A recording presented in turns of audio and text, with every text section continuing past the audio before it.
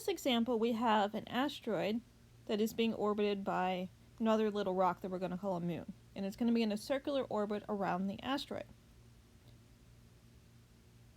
And the force of gravity from the asteroid on the moon is going to hold that moon in its circular orbit.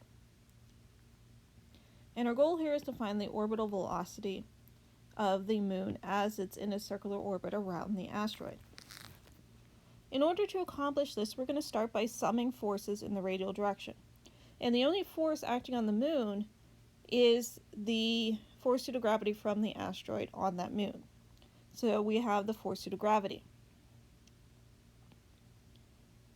And that's going to equal force net in the radial direction. Because as this moon orbits around the asteroid, the force due to gravity is going to continue to point towards the center of rotation, or the radial direction.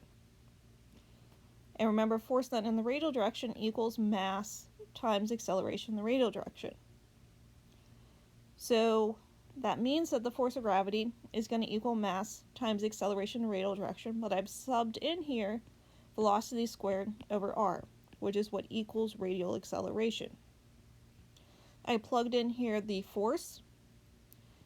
I plugged in the mass of the asteroid here. This little m here is always going to be the mass that experiences the force, or what we're summing the forces on. So we're summing the forces on the little moon here, so that's the mass we're going to use here. V squared, which is going to be the orbital velocity that we're looking for, divided by the distance between them.